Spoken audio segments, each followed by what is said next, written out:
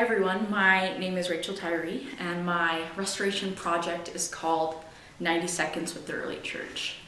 Initially when I picked this title, my plan was to spend about a minute and a half addressing the topics that I've chosen to address.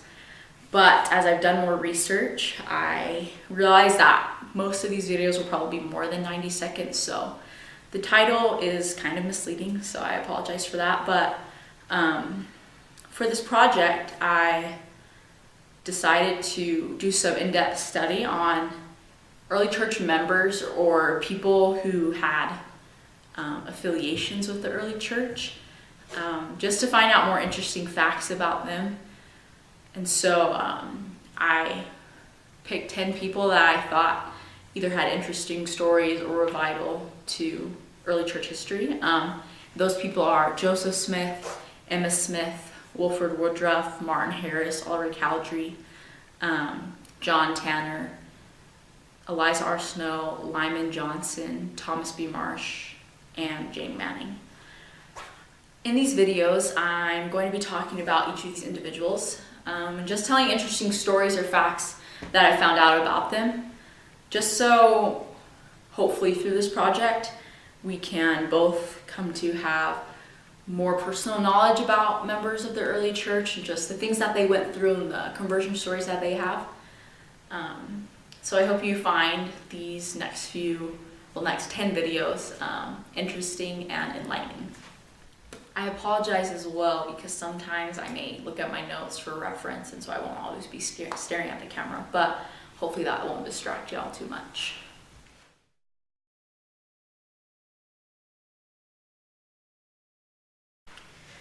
So the first person we're going to be talking about today in this video is Joseph Smith.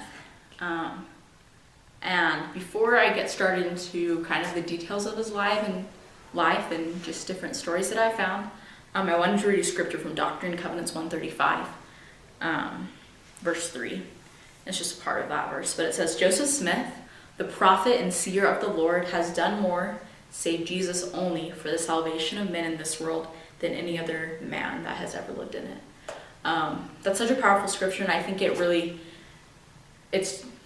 just describes what a great man and what a great influence Joseph Smith was for the early church.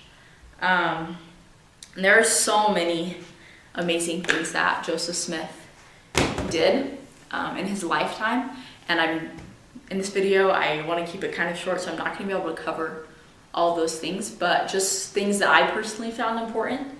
So I hope that as I kind of go through these different things that y'all will be able to feel the spirit and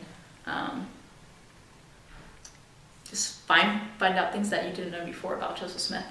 So the first story that I found super interesting about Joseph Smith was the story of his leg. And I don't know how many of you are familiar with this story, but I think it shows, well, it's about Joseph Smith at a young age, and I think it shows what a powerful, strong, and compassionate man he was going to grow to be from the story.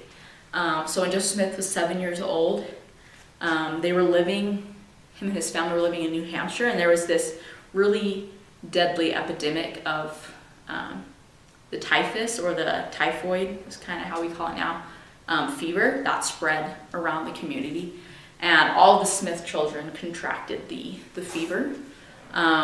But eventually over time, all of them recovered except for Joseph Smith, and he got this infection in his leg from this fever. And many great physicians who lived around him at the time, they tried different techniques to try to heal his leg, different medicines and methods, but none of them were working. And so according to the practices of the time, Joseph Smith, he was going to have his leg amputated. But he refused amputation. And so a doctor at a nearby university or medical school, Nathan Smith, he agreed to perform a new surgical procedure on Joseph's leg, which was he was going to have to cut through Joseph's leg, his bone, to new bone growth in order to extract the infected bone from the exterior cavity. Joseph assured his parents and his physicians that he could endure the experimental surgery, because I mean, if you think about it, they're cutting through bone marrow, and that is like one of the most painful processes that, or surgical procedures that happen, so I'm told. But he told him he could endure it without any alcohol to kind of like calm his nerves and dull the pain, or cords to bind him to the bed to keep him from moving. And he told his father if he would only just hold him during the surgery, and if his mother would leave the room, then he could do it. And so he's quoted to have said that, "I will do whatever is necessary to be done in order to have the bone taken out. The Lord will help me. I shall get through." And I was just blown away by how powerful Joseph Smith already was as a 7-year-old boy. Like, I don't know about y'all, but when I was 7, I don't know. I actually don't really remember when I was 7, but I don't think I could have endured that. But during the surgery, Dr. Smith, he cut out the infected part of Joseph's leg, and it was a kind of a long process and a long surgery, but they were able to remove all of the infection, and eventually Joseph Smith was able to heal, although he always kind of had a limp when he walked from that surgery. I was really just astounded at the strength that Joseph Smith had at 7 years old, and I think that really, his reaction to that experience, it really showed what type of man he would grow up to be. Even as a young man, we know that Joseph Smith, he had questions about religion and which church should join, and we all are familiar with the first vision and how he prayed to Heavenly Father to know which church to join, and Heavenly Father and Jesus Christ appeared to him and told him not to join any of the churches, and they further revealed to him that he was going to be the prophet of the restoration, to restore all things to the earth.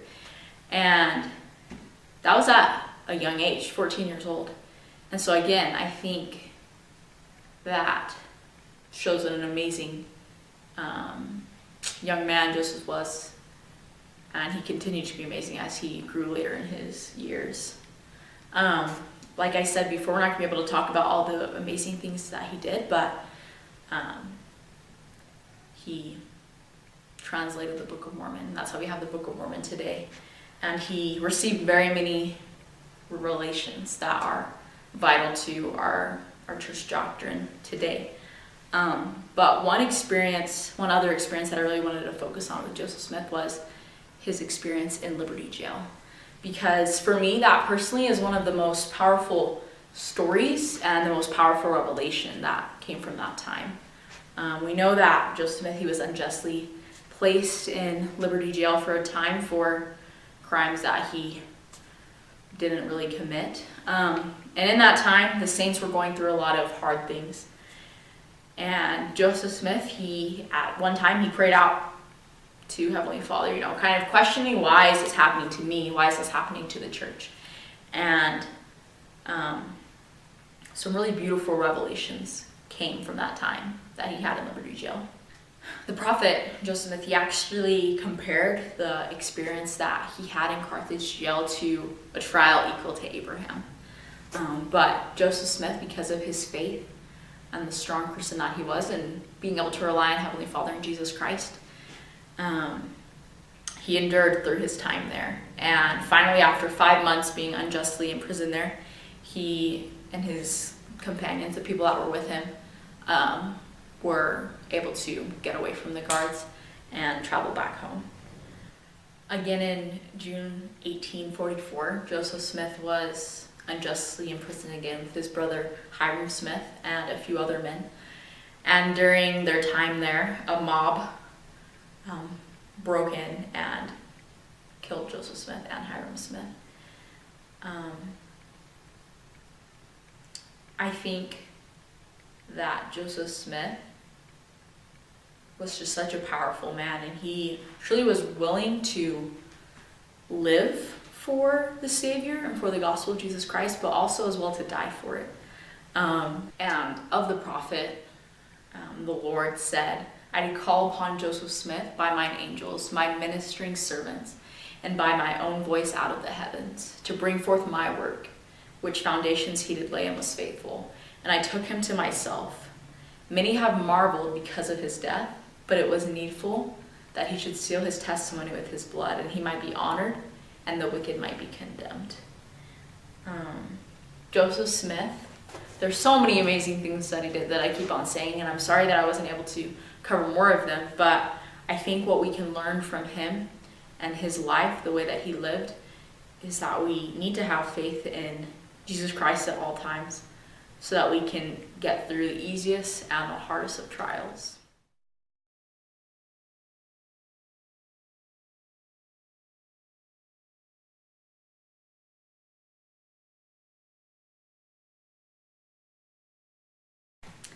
Emma Smith was born July 10th, 1804 in Harmony, Pennsylvania to Isaac and Elizabeth Hale. The family was quite wealthy, and Emma, as she grew up, she developed a deep sense of religious conviction and devotion to God. And at a young age, she began attending the Methodist Church. When she was 21 years old, that's when she met Joseph Smith. And even though they came from very different worlds, very different backgrounds, she was impressed by the character that he had. And they courted for several months. And even though her parents didn't approve, they eloped in 1827. And then they went to live with Joseph Smith's family. They returned to Pennsylvania in December to live near her family and work on the translation of the Book of Mormon, where even though she was never able to see the plates, she helped with the translation of the Book of Mormon. In 1832, soon after her baptism into the Church of Jesus Christ of Latter-day Saints, she began selecting hymns to be sung in church meetings, and she worked with W.W. Phelps to print some of them in the church newspapers. The first Latter-day Saint hymn book was printed in Kirtland in 1835 under Emma's name. She provided so much service to the church. She presided over the Female Relief Society of Nauvoo from its founding in 1842 until 1844, providing relief to new immigrants and destitute families. Her service in the Relief Society, however, achieved much more than benevolent work. As president, she taught the women of the Relief Society doctrine. She helped manage membership, and she publicly defended principles of moral purity. She was the first woman to receive her temple endowments or temple ordinances, and she then initiated other women in these temple ordinances. A lot of people, when they think of Emma Smith, they think about the struggle that she had with plural marriage when that policy was introduced into the church, and that she struggled with that, and she shifted her perspective and support back and forth over time. Joseph Smith's death in 1844 created tremendous upheaval for Emma. There are disagreements that erupted between her and Brigham Young. And so when most of the saints left for Salt Lake to trek there, Emma stayed in Nauvoo with her children. She remarried a man named Louis Benamon. He was a non-member of the church who lived in Nauvoo. And then in 1860, Emma affiliated with the Reorganized Church of Jesus Christ, which was led by her son. And I think a lot of people in the church, they kind of have mixed feelings about Emma Smith. But even though all of the things that happened to her and her kind of estrangement from the church after Joseph Smith died, she was interviewed later in her life, and she still had a very strong testimony of the Book of Mormon. She was quoted to say, "My belief in the Book of Mormon is that it is of divine authenticity. I have not the slightest doubt of it." Emma Smith died in April of 1872, and she was buried next to Joseph Smith. Her name and character have been both revered and misunderstood in Latter-day Saint memory, but there's no denying that her influence had such a huge impact on the church.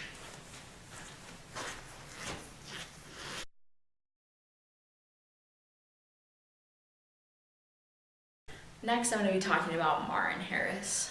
Martin Harris was born in 1783 to his parents who were farmers.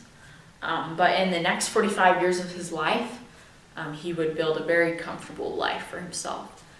And then at age 45, after building up all this wealth and working really hard, he wanted to kind of rest from kind of all of his labors and just kind of enjoy all the things that he had done, all the wealth that he had worked for. So he even considered hiring someone to run his farm for him so that he could travel with his wife and his family. But when he started to think about this, he received a visit from Lucy Smith, Joseph Smith's mother, who told him about Joseph Smith's decision. Joseph and his family were not in a position to pay for the translation, but Martin Harris was, and Lucy Smith, she knew that, so she asked if Martin would come and visit Joseph. And Martin said that he would, and his wife Lucy also was quite thrilled and insisted that she could come along also. But Martin, he probably harbored some doubts. He later told an interviewer that when he'd heard the story of the plates, he assumed that Joseph and his money-digging friends had simply found an old brass kettle. Still, Martin, he was a religious man, and I think it was probably his openness to the presence of the supernatural in his daily life that allowed him to at least consider Joseph's claims. His wife, Lucy Harris, however, she promptly promised to visit Joseph, and she even offered to help finance the translation of the plates herself, which was a pretty big deal. Martin, however, he remained kind of aloof, perhaps thinking he needed some time to think it over. But during the fall and early winter, hostile neighbors of Joseph Smith attempted to steal the plates from him. And so, even though Martin may still have had reservations, he gave Joseph money so that he could, quote, do the Lord's work. Lucy Smith, however, began to doubt Joseph Smith's story, possibly because she had never seen the plates and she wanted to see them. But this suspicion that she had for Joseph Smith's story now led her to resent Martin, and their relationship became quite strained, and caused there to be a rift between them. During the spring and early summer of 1828, Martin scribed for Joseph Smith as he dictated the translation of the Book of Mormon. And though the process was quite miraculous, Martin still had reservations about it. He once replaced Joseph Smith's seer stones with another stone to see if Joseph would notice the difference. And then when Joseph wasn't able to translate the Book of Mormon,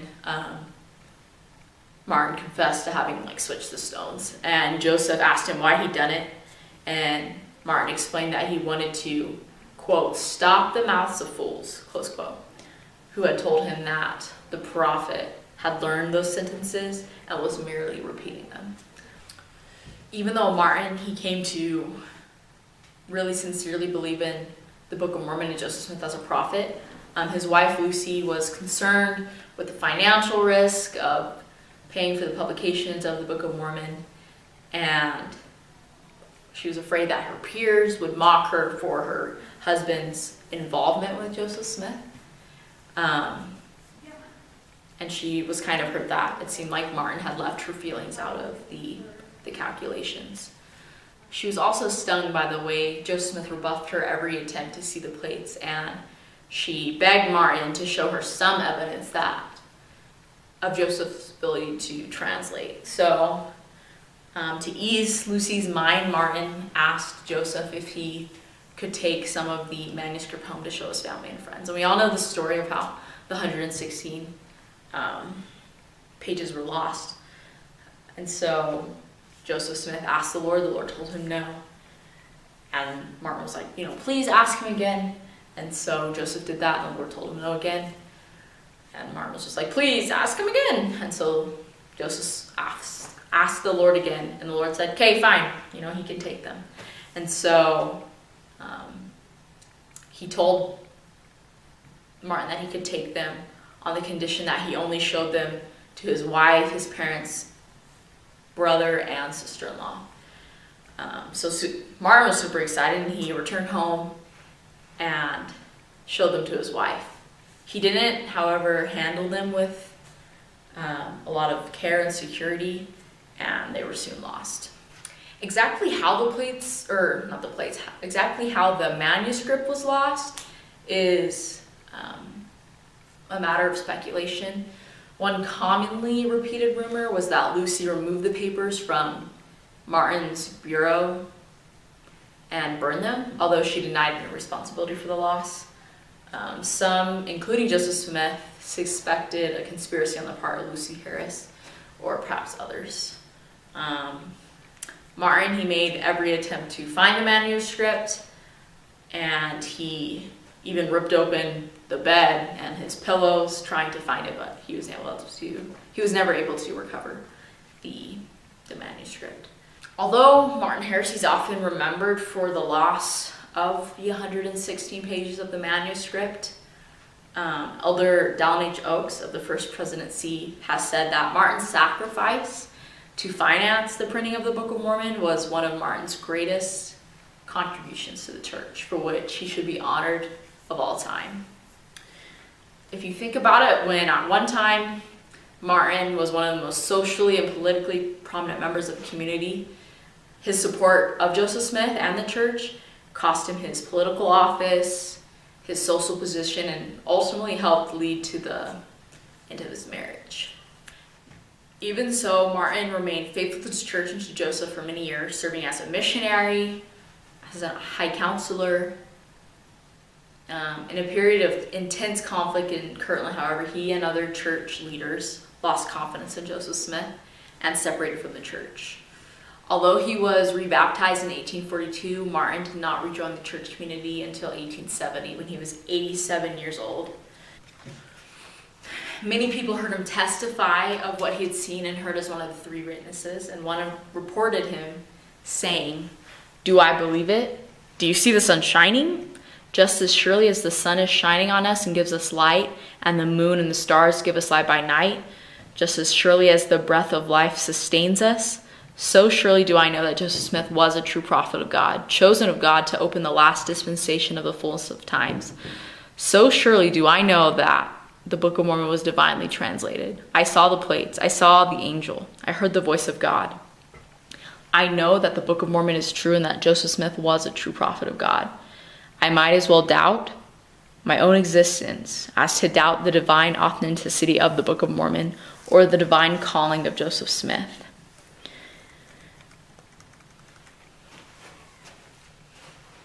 Martin Harris died in 1875, solid in his testimony of the Book of Mormon and the Gospel of Jesus Christ.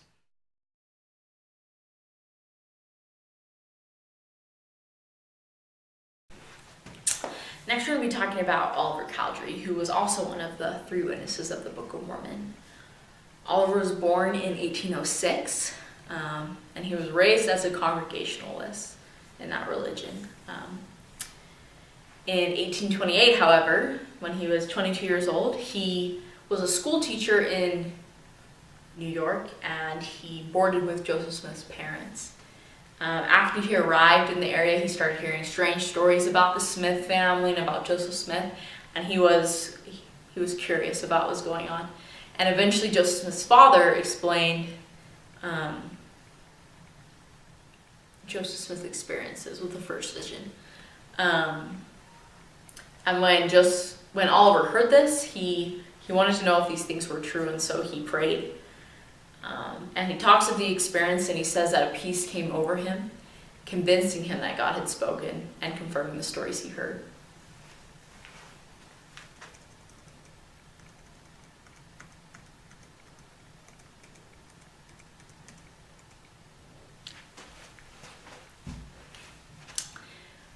For a time, he told no one of this experience, even though he often spoke of the golden plates and gradually came to believe God was calling him to be a scribe for Joseph Smith. When the school term ended in the spring, Oliver traveled to Harmony, Pennsylvania, where Joseph Smith was living with his wife, to offer his services to be a scribe for Joseph Smith. Oliver, he came to Harmony believing that he was supposed to be there to help translate, but as he got there and he started helping with the translation of the Book of Mormon, he questioned what else he could possibly be there for, or what else the Lord had in store for him. And as Joseph and Oliver continued the work of translation, Oliver had a greater desire. He wanted to play a greater part in the translation of the Book of Mormon. In Doctrine and Covenants, there's a revelation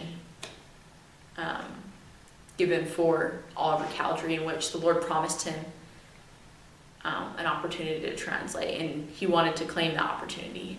Soon after, Joseph Smith dictated another revelation in Doctrine and Covenants, and where the Lord assured Oliver that he would have the gift that he desired. The requirements were faith and an honest heart. Although we have very few details as to Oliver Cowdery's attempt to translate, it apparently didn't go very well. Joseph received another revelation counseling Oliver, and it said, "Be patient, my son, for it is wisdom in me, and it is not expedient that you should translate at this present time." Oliver was also told he didn't understand the process. He was told, "You must study it out in your mind, then you must ask me if it be right, and if it is right, I will cause that your bosom should burn." While discouraged by his failed attempts to translate, Oliver dutifully remained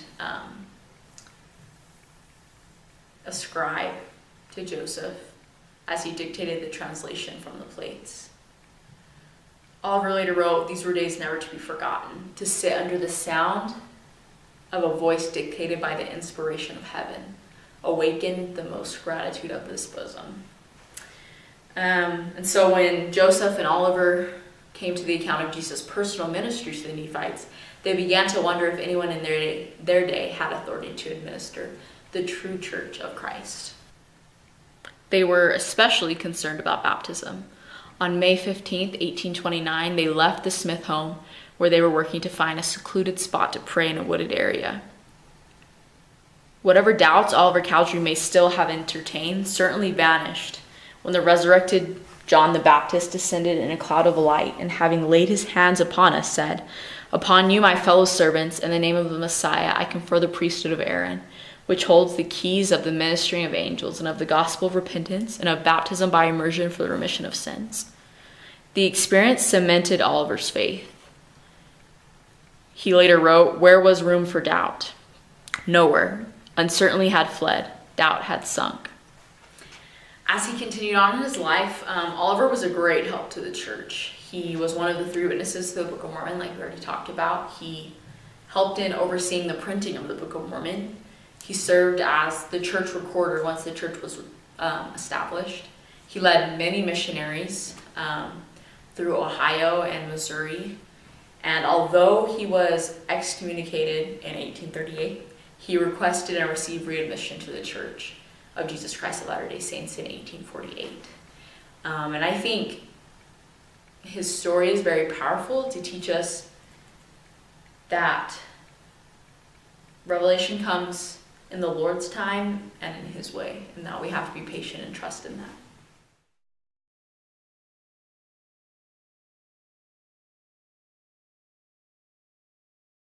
The next person we're going to be talking about is Eliza R. Snow.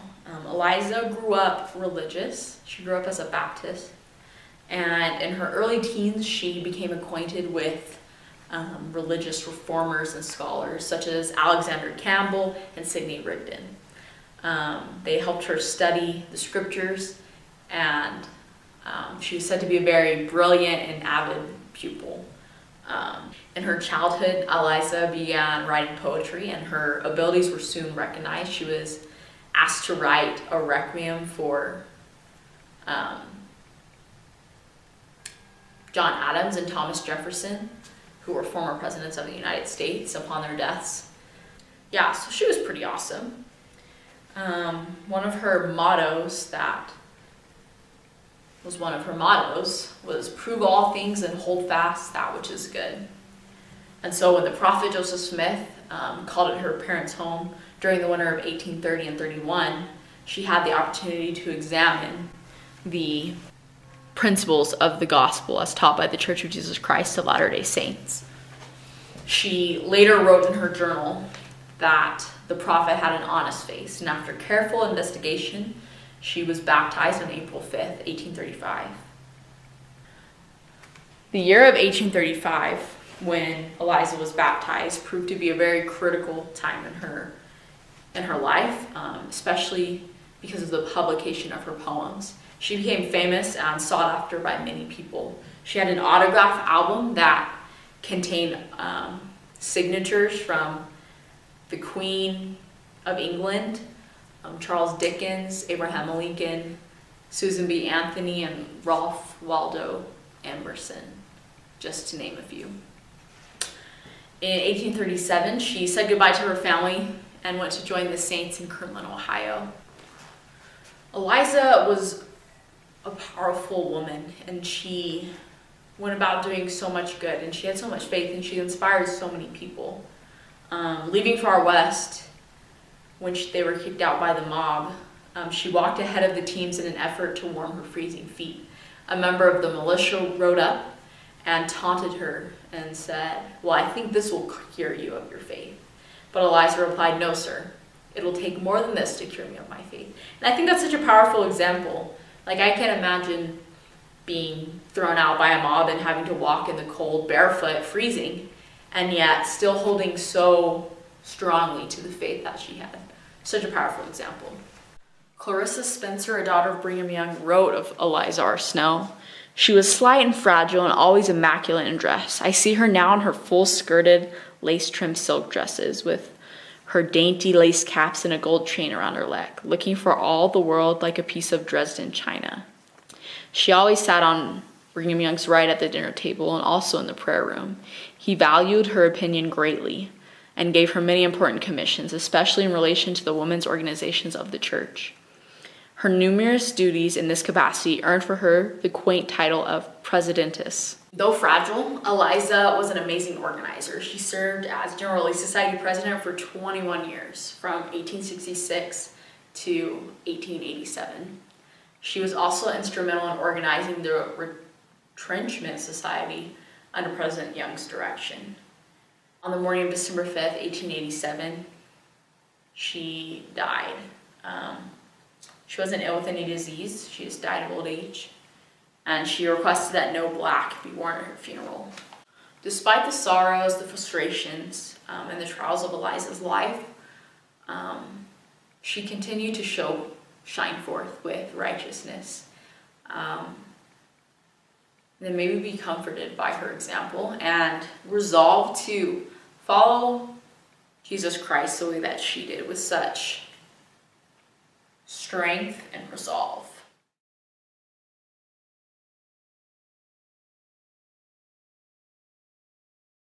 The next person we're going to be talking about is Wilford Woodruff, who would eventually become the fourth president of the church.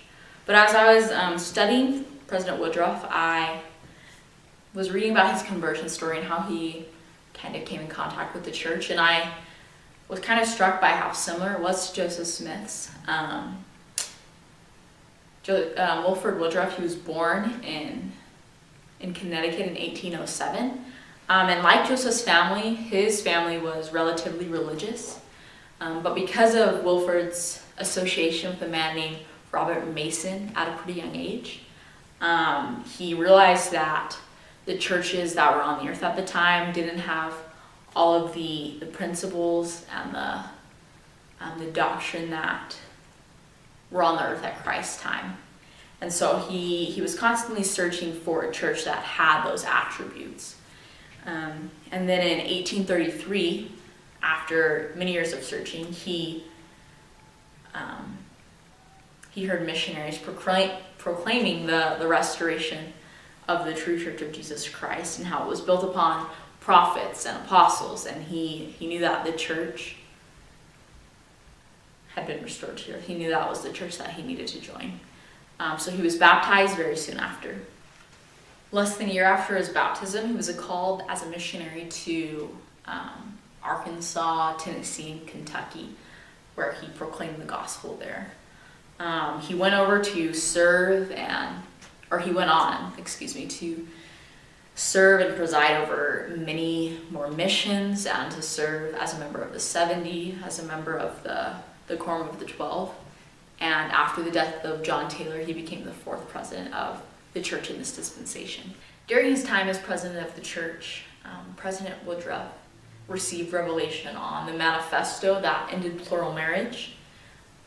He strongly urged church members to participate in family history work and temple work, and he also instructed parents who were members of the church to make sure they were bringing up their children in the Lord. He had a great impact on the church while he was president, from April of 1889 to September of 1898, when he died at age 92. But even today in the church, we can still see the influence that he left.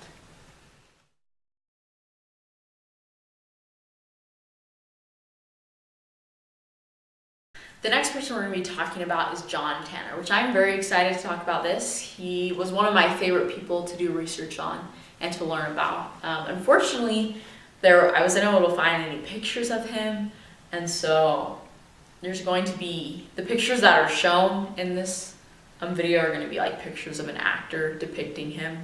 So, sorry about that, but I love the story of John Tanner, how he came into the church and all the amazing things that he did while he was in the church. I wasn't able to find much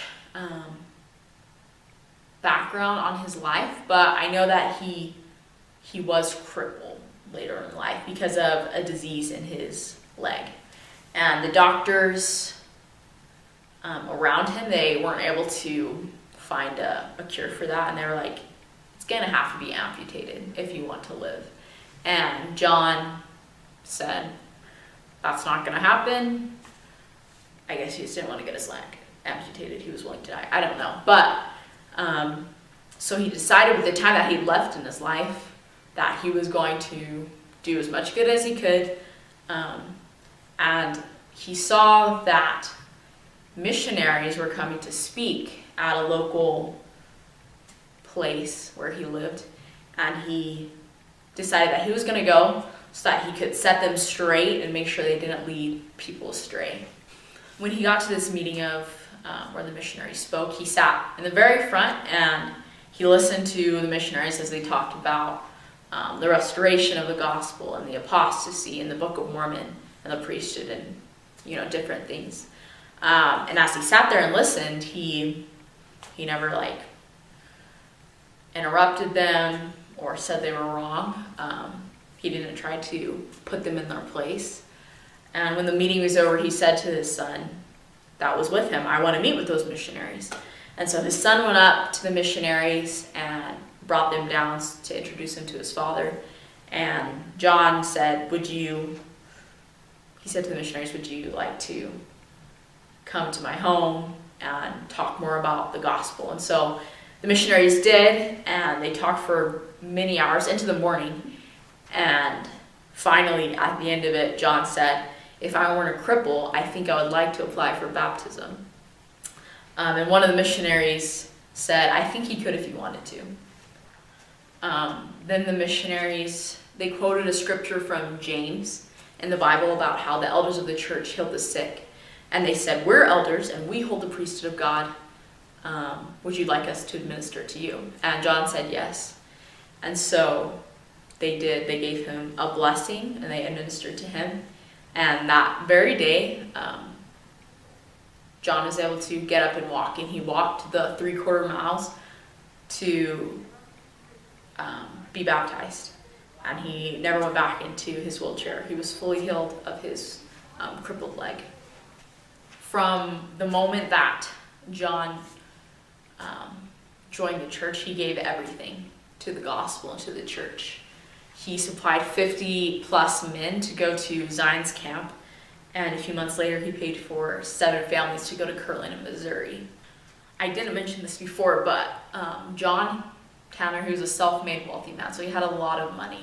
And as he and his family prepared to join the saints in Kirtland, John sold his hotel, several homes, a farm, a dairy, a sawmill, an island, and more than 2,000 acres of timberland.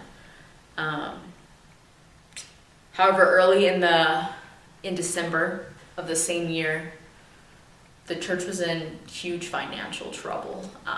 The temple land was about to be foreclosed on, and the church didn't have money to pay for it.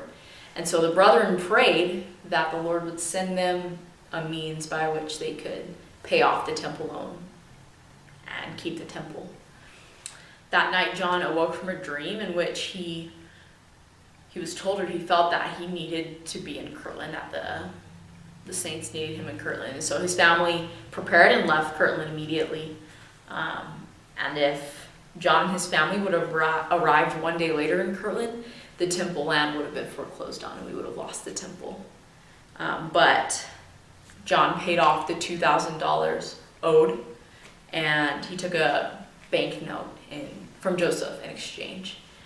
Along with saving the temple, he also loaned the temple committee $13,000, and he signed another note for $30,000, all while making generous donations to the temple fund.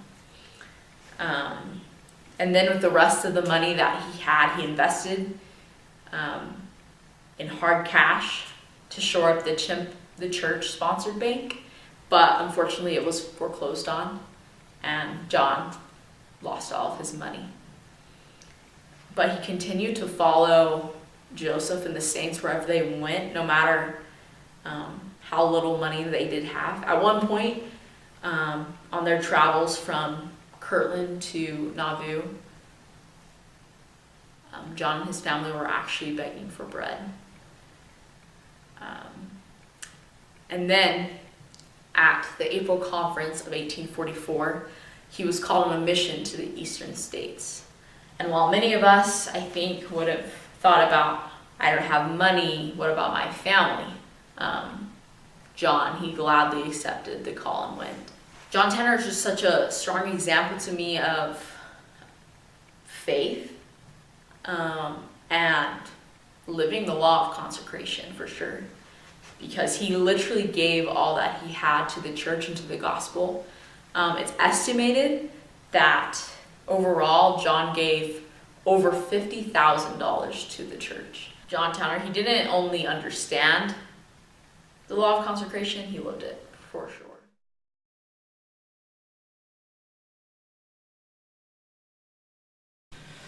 Next, we're going to be talking about Lyman Johnson. Lyman Johnson was baptized into the church in Kirtland by Sidney Rigdon in 1831.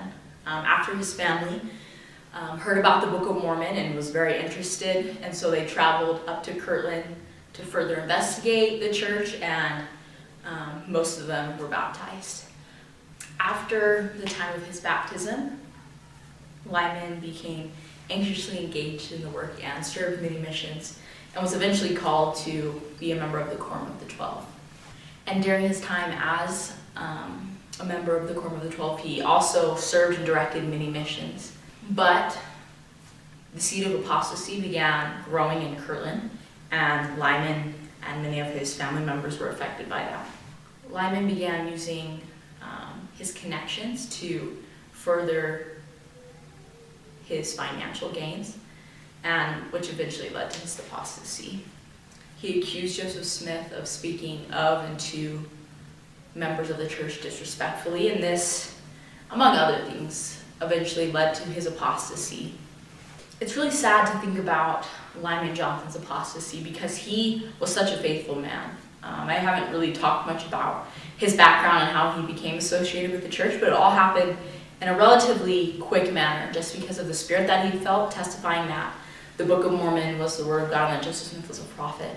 And when he was called to the Quorum of the 12 Apostles, he was told that, or he was promised and blessed that his strength, in a sense, made Satan fear because of how strong and faithful he was to the church. And so it's sad to think about, in only 3 years, he fell away from the church. But even though he fell away from the church, he's still associated with a lot of his friends who were still members of the church. And he visited with many of his friends who lived in Nauvoo. And on one visit, he was talking to the Quorum of the 12 at that time. And I just want to read what he said.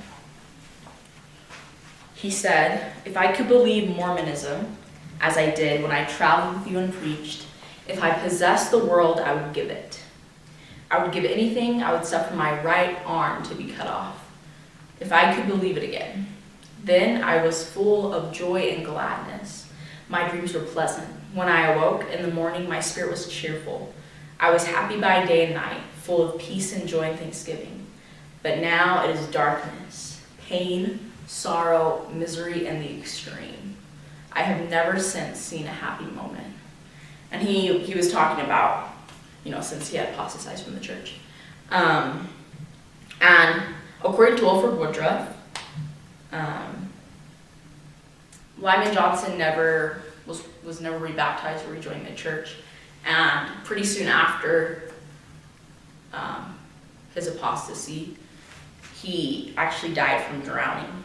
Even though Lyman Johnson did fall away from the church, he helped in the conversion of many members of the church while he served his many missions and as a member of the Quorum of the 12.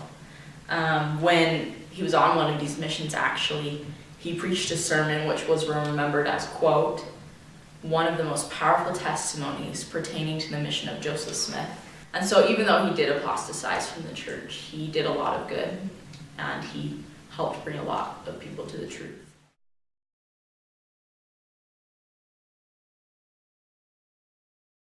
So next we're going to be talking about Thomas B. Marsh. Thomas Marsh, he was born in 1799 in Massachusetts. And at age 14, he ran away from home and began dabbling in different short-lived professions in Vermont and New York.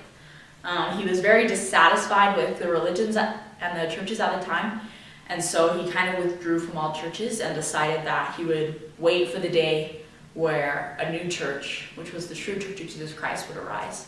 And in 1830, he learned of the restored gospel, and he traveled to Palmyra, New York, where he met Martin Harris. And Martin Harris gave him 16 pages of the Book of Mormon that were fresh off the press. And Thomas Marsh, he took the pages back to Massachusetts, and he showed them to his wife, and she said that they were the translation of God. And so Thomas Marsh took his family, and they traveled to New York, where they were shortly baptized in the September of 1830. And then in the following year, the beginning of 1831, and once Thomas Marsh brought his family to Kirtland, Ohio, he was ordained a high priest. Marsh fulfilled many important callings in the church throughout his years. When he was first baptized, after he was ordained a high priest, in a revelation, he was called to be a physician unto the church. And it's unclear whether he was meant to be like a medical doctor or a spiritual healer, because, Thomas Marsh, he didn't have medical training. But he fulfilled that calling, and soon after, in Missouri, he served as a branch president and then on the High Council. And then in 1835, he was ordained a member of the Quorum of the 12 Apostles. And because he was 36 years old at the time, and he was the oldest member of the Quorum, he was set as the president of the Quorum. Promptly after his calling to the Quorum of the 12 Apostles, he started to organize many missions to the eastern states. The Quorum at the time was made up of very young men who had very little experience and time within the church.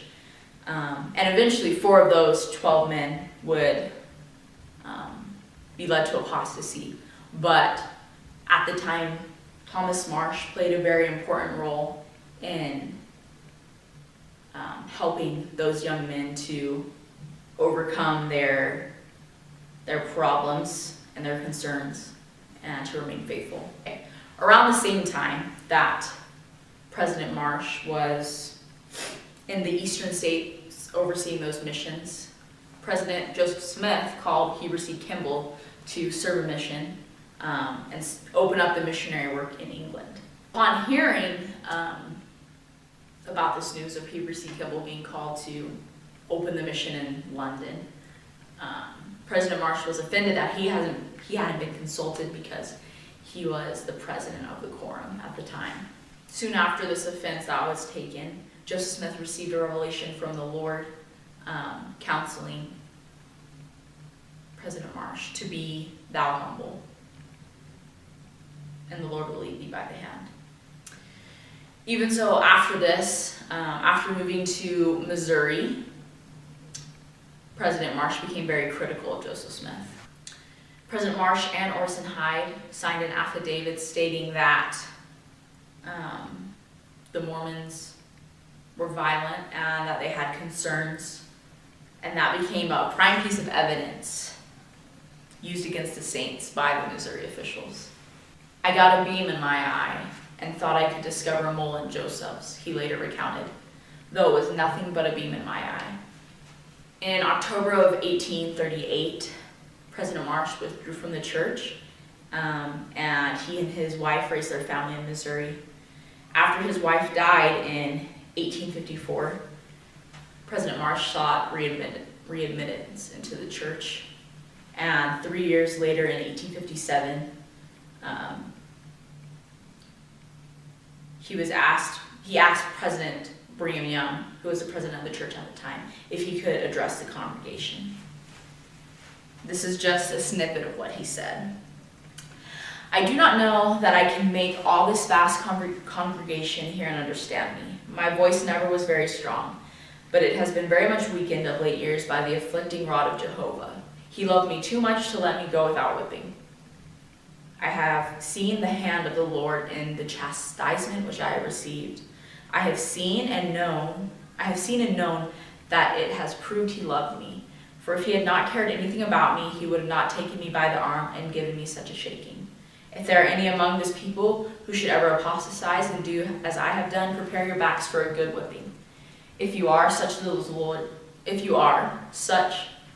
the Lord loves you. But if you will take my advice, you will stand by the authorities. But if you will go away and the Lord loves you as much as he did me, he will whip you back again. Many have said to me, he continued, how is it a man like you who understood so much of the revelations of God, as recorded in the book of the Doctrine and Covenants, should fall away? I told them not to feel too secure, but to take heed, lest they also should fall. For I had no scruples in my mind as to the possibility of men falling away. While assisting with church immigration, he was soon re-baptized into the church, and he eventually settled in Utah, where he lived the rest of his life. And I think a lot of people could pick at President Marsh's story and be like, why did he do this, or why didn't he do this? But what I've learned from studying about his life is the humility that he had. Maybe not at all times, because he did take offense to certain things, which eventually led to his apostasy, but he was humble enough to realize that he was wrong and to come back to the church and not deny the truthfulness of it, to know that he had to overcome his own faults and to be humble enough to seek readmittance into the church. And so I think that's the profound lesson that I learned from Thomas B. Marsh.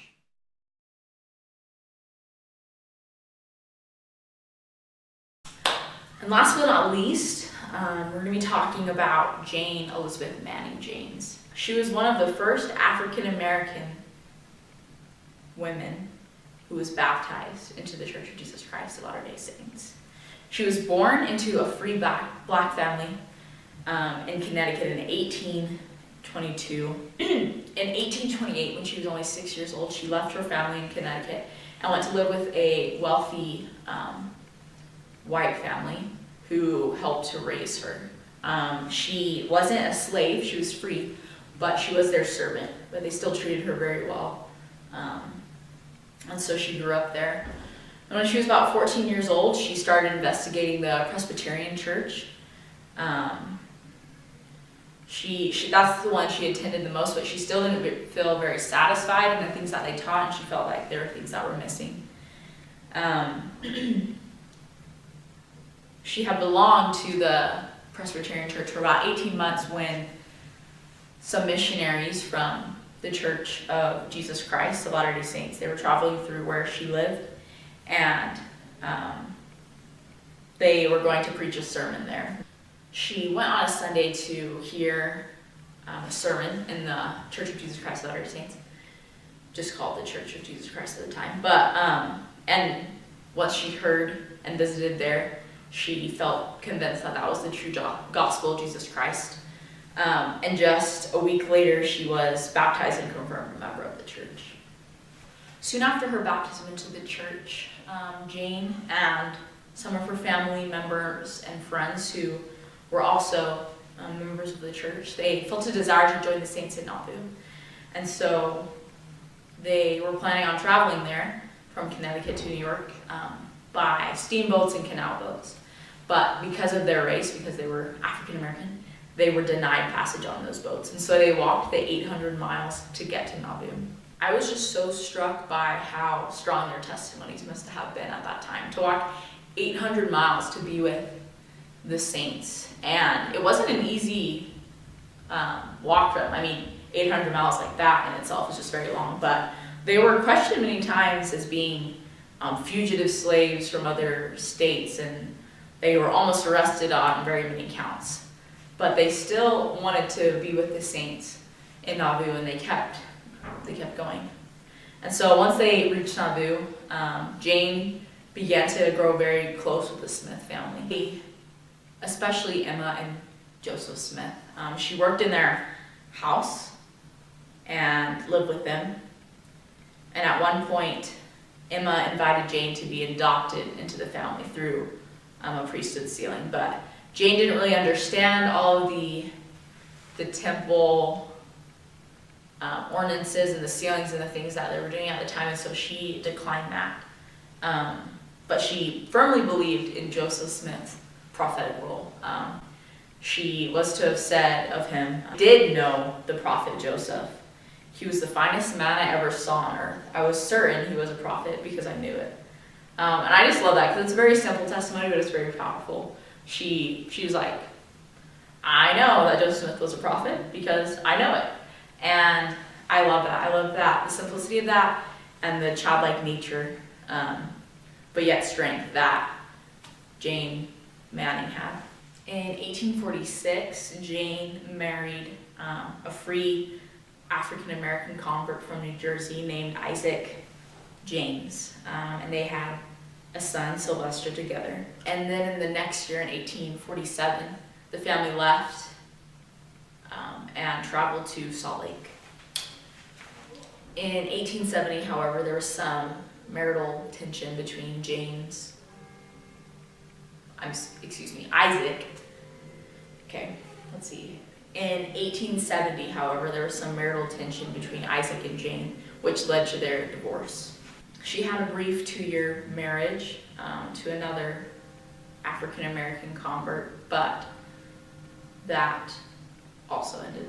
Throughout her life and all the difficulties that she had to face, Jane, she remained committed to her faith in the gospel of Jesus Christ and to the church.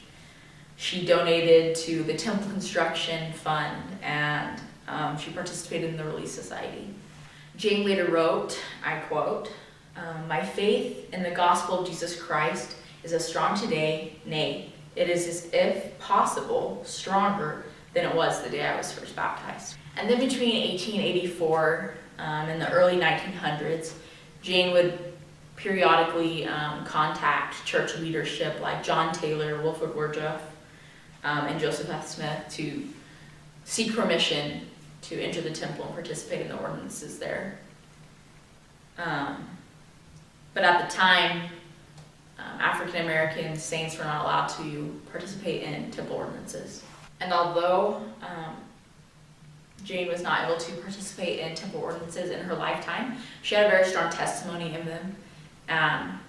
Later, after she passed on, these ordinances, the temple ordinances, were performed in her behalf. And I think out of everyone's stories and backgrounds, I find Jane's to be one of the most powerful, because I think of how hard her life was, regardless of having the gospel in her life, but being a free African American woman, it couldn't have been easy in the time period that she lived in. But she still sought after truth, and what she found is she held on to that, and she sought to gain more truth. And I think her example is very powerful to us to be progressive in the gospel, to not just sit still and wait for things to happen, because she was constantly making things happen, or trying to make things happen for herself at least. And so, yep. So I think if we follow Jane Manning's example, we will be richly blessed in this life. Hey everyone, so I hope from these videos you're able to learn something about someone from church history. Or even if you didn't learn anything, even if you knew everything, all the details that I talked about, that you're able to feel the Spirit at some point as you have really considered the experiences that some of the early church members went through. I know that I definitely felt the Spirit as I have studied about them, and my knowledge also has increased. There are some stories that I didn't know that now I know, and I find them very interesting, and they're just cool examples in my mind. I know that we can learn from the past. Well, I know that we can learn from the past and the past choices that people have made, and so I think that the great examples that we had of these people that we talked about, and even the not so great examples, because some people did fall away and didn't come back, they can help us become better and grow so that we won't make those same mistakes. Thanks so much for watching these videos. Again, I apologize for mistakes that I made, or